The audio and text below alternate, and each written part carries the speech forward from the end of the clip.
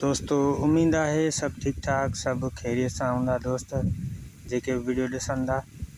अॼु तव्हांजे लाइ मास्टर मंज़ूर जो एल्बम है नाव हिन जी तस्वीर कोन हुई इन करे वीडियो कोन ठाहियोसीं। तव्हां दोस्तनि खे ॿुधायां त हिन फ़ोटुनि जी ख़ासि महिरबानी असद ख़ासकेली साहब कई, वॾी महिरबानी हुन जी।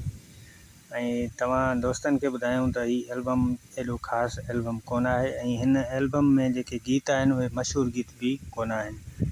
तस्वीर तमामु बहितरीनु आहे हिन जो जेको टाइटल लॻल आहे उहो टाइटल तमामु बहितरीनु आहे, पर अहिड़ो को ख़ासि गीत हिन में कोन आहे।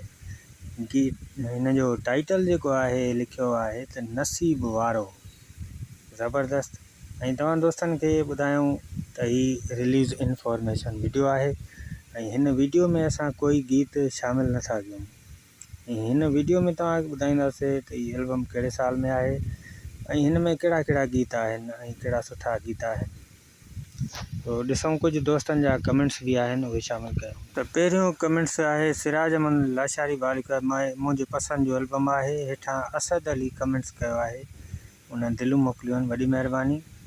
सिराज अमन लाशारी बालिक आहे त नओं एल्बम किथे आहे, त हीउ तव्हांजो नओं एल्बम अदा। तव्हांजो कमेंट्स मां संभालियो हुयो, मां चयो तस्वीर मिली वेंदी त इंशाल्लाह वीडियो ठाहे वठंदासीं। तव्हां दोस्तनि खे ॿुधायां त मास्टर मंज़ूर तमामु घणो मशहूरु हुयो हिन दौर में, तमामु घणो। पर चवंदा आहिनि त कंहिंजी बुरी नज़र घणी हूंदी आहे उन जे करे इंसानु तमामु घणो पोइते हलियो वेंदो हूंदो आहे। पर मास्टर मंज़ूर खे आख़िर अहिड़ी बुरी नज़र लॻी वई पंहिंजनि मां ई जो वीचारो वियो हलियो। न त फ़नकार तमामु बहितरीनु हुयो काफ़ी फ़नकार हिन खे ॾिसी करे सड़ंदा हुया।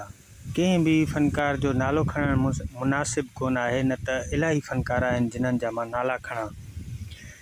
तव्हांखे ॿुधायां त जेके पुराणा फ़नकार हूंदा हुआ न, पुराणा उहे इन दौर में 2005-06 जे दौर में एतिरा फेमस न थिया। जेके फस्ट टाइम हुयासीं हुया, उन खां पोइ जेके फ़नकार वरी उभरंदा आहिनि त पोयां ख़ुदि ब ख़ुदि सड़ंदा आहिनि। त हाणे इहो फ़नकार अॼु आयो आहे, कल्ह आयो आहे असांजे अॻियां, इहो कीअं माना वॾाई थो करे माना हिन जा कलाम सुपर हिट था वञनि माण्हू हिन खे घणो पसंदि था कनि। इहे काफ़ी ॻाल्हियूं हूंदियूं आहिनि। सो मुंहिंजी इहा कोशिशि हूंदी आहे त शॉर्ट वीडियो हुजे कोई बोर भी न थिए त वीडियो आहे कहिड़े मक़सद जो। तो हाणे हिन जे गीतनि ॾे हलंदासीं।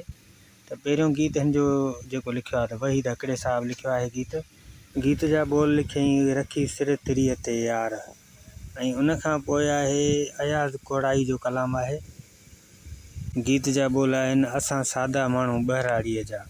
उन खां पोइ आहे पांधन जोखे साहब जो गीत आहे मुंहिंजी हयाती मौला तोखे ॾे। उन खां पोइ अब्बास मल्लाह जी शाइरी आहे। गीत जा बोल लिखियईं अची ॾे सत। उन खां पोइ आहे अलाह ॾिनो बुढ़ड़ो साहब, उन जो गीत आहे वस घणो कयो विसरे नथो। उन खां पोइ कमर जलबाणी उस्ताद कमर जलबाणी साहब जो गीत आहे। ही गीत जेको आहे आबदा परवीन भी चयो मेरा खामोश रह कर भी उन्हें सब कुछ सुना देना। उन खां पोइ किफ़ायत लाड़क साहब जो गीत आहे। गीत जा बोल लिखियईं चवींसि त हिकिड़ो दफ़ो अचे।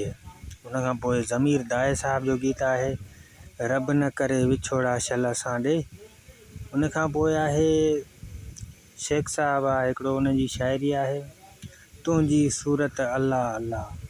आख़िरी गीत जेको आहे ज़ुल्फ़कार मंगी साहब जो तुंहिंजो दीदार सुबुह सां। तमामु इहो सुठो गीत आहे। तव्हां दोस्तनि खे वीडियो पसंदि आयो हुजे त वीडियो खे लाइक ज़रूरु कंदा।